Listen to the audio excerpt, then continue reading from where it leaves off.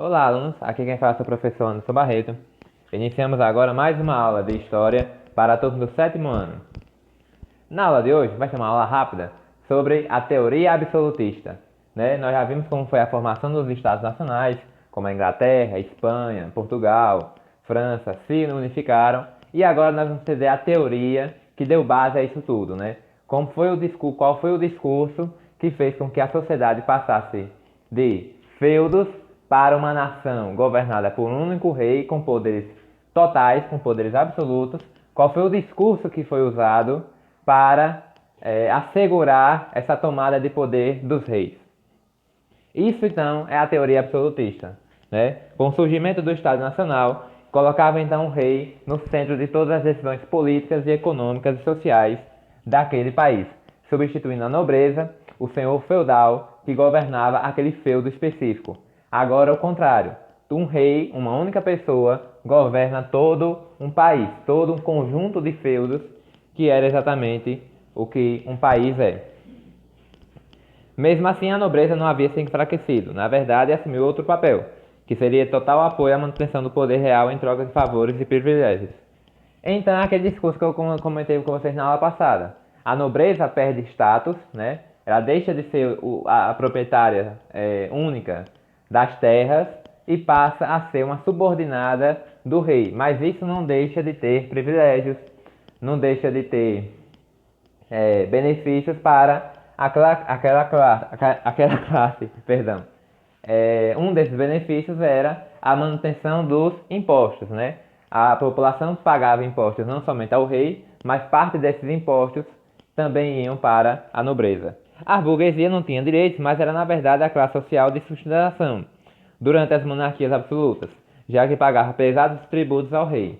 Lembrando que, segundo o que a gente já viu, a burguesia tinha um problema no sistema feudal que ela tinha que pagar impostos a cada feudo que ela atravessava para fazer comércio. Isso não era benéfico na questão comercial, na questão de lucro.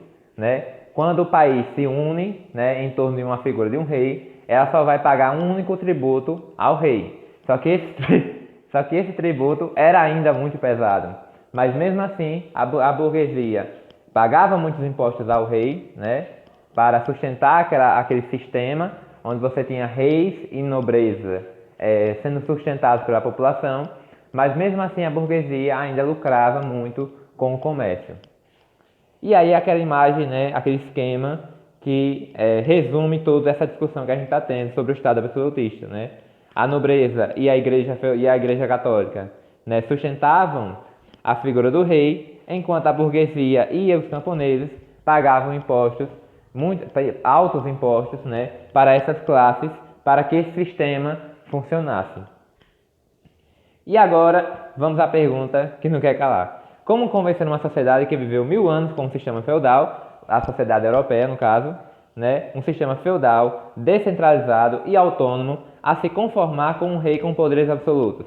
Qual foi o discurso utilizado para convencer as pessoas que o rei era a melhor opção para governar aquela região, substituindo o sistema feudal que durou 1000 anos, Então existiram duas teorias, o absolutismo e a teoria do direito divino dos reis. O absolutismo dizia basicamente o seguinte, ele foi idealizado por Nicolau Maquiavel e Thomas Hobbes, dois dos maiores pensadores absolutistas da época.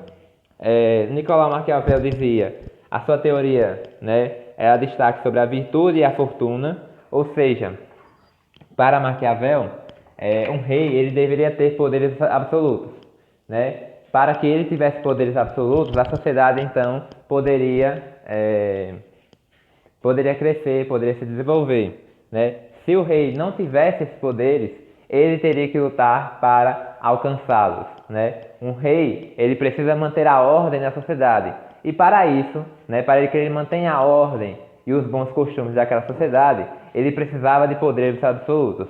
E a única maneira dele conseguir controlar a sociedade era por meio de um governo forte e centralizado. Já Thomas Hobbes, na teoria do contrato social, ele afirmava que a população deveria aceitar o rei para que ela pudesse viver em segurança. Ela deveria ceder a sua liberdade a sua liberdade política de resolver seus problemas dentro do local onde ela mora, para a mão do rei, né? Por isso que o rei tinha poderes absolutos, porque só ele que tomava as decisões dentro do país, mas em troca disso, né, a população teria segurança, teria uma sociedade próspera, né? Então essa é a teoria do contrato social. Em troca da paz, né, naquela região, o rei poderia ter poderes absolutos para manter esse poder.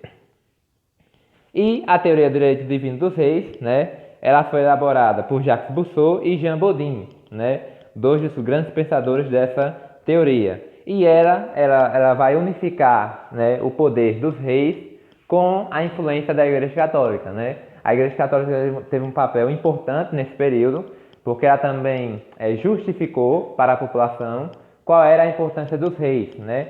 E a teoria do direito divino era basicamente que os reis eles eram representantes de Deus na Terra, ou eles eram os escolhidos por Deus para governar a Terra. Então, quem se opusesse ao rei estava se opondo a Deus, à vontade de Deus, né?